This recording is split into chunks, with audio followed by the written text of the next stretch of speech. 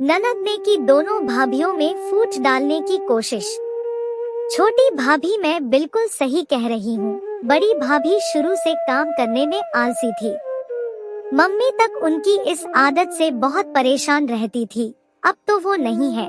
तो मैंने गौर किया है कि सुगना भाभी कैसे आपके ऊपर अपना सासपना दिखाकर खुद बस आराम करती रहती है। आप ज्यादा उनकी बातों में मत आना, नहीं तो आपको पूरी नौकरानी ही बना देंगी। ननद राशि रसोई में खाना बनाती अपनी छोटी भाभी रूपाली से बोली, जो अभी कुछ महीनों पहले ब्याह कर ससुराल की दहलीज पर आई थी।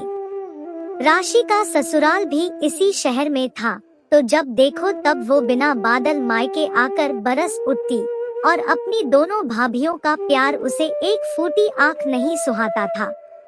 तभी किसी काम से सुगना रसोई में आई और अपना नाम सुनकर दरवाजे पर ही ठहर गई। सुगना के तो ये सारी बातें सुनकर होश ही उड़ गए। हे भगवान, ये कैसी आग लगाने की कोशिश कर रही है राशि हम दोनों के बीच में। लेकिन वो ये सोचकर थोड़ी देर और दरवाजे पर ठहर गई कि वो सुने तो कि उसकी देवरानी रूपाली उसकी ननद की बात का क्या जवाब देती है। राशि जीजी, ऐसी बात बिल्कुल भी नहीं है कि सुगना जीजी आलसी है, बल्कि वो तो खुद ही सारा काम कर लेती है। मुझे तो कुछ करने ही नहीं देती। जब मैं उनको जबरदस्ती बिठाती हूँ तब जाकर मानती है। और रही सासपना दिखाने की बात, तो जीजी ने शादी से पहले ही मुझसे कह दिया था कि रूपाली मेरी कोई छोटी बहन नहीं है। मैं तुम्हें देवरानी नहीं बल्कि छोटी बहन बनाकर ले जा रही हूँ।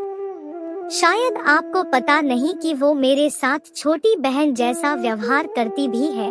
रूपाली सिरे से अपनी ननद की बात को काटते हुए बोली, मुझे जो कहना था मैंने कह दिया। मेरा काम था आपको आगाह करना।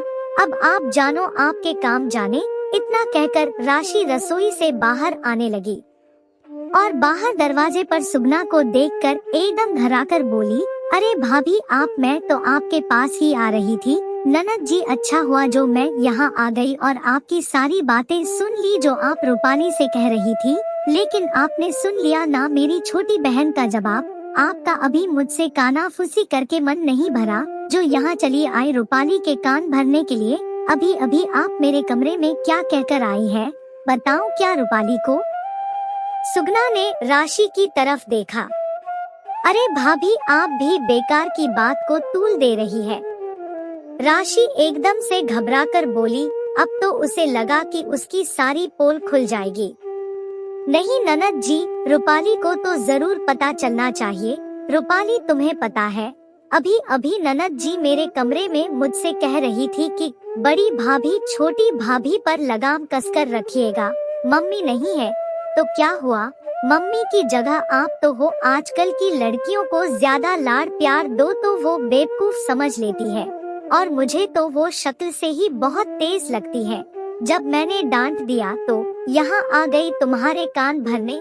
सुगना बहुत आहत होकर बोली, तुम्हें पता है रूपाली, जब मम्मी जी थी तब भी ये अपना वर्चस्व दिखाने के लिए मेरे और मम्मी जी के बीच उल्टी सीधी बातें लगाकर फूट डालने की कोशिश करती थी, क्योंकि पहली बहू होने के कारण मम्मी जी मुझसे बहुत प्यार करती थी।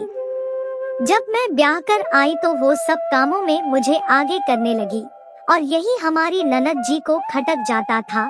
मम्मी जी इनको समझाती भी थी मगर ये उनकी सुनना ही नहीं चाहती थी।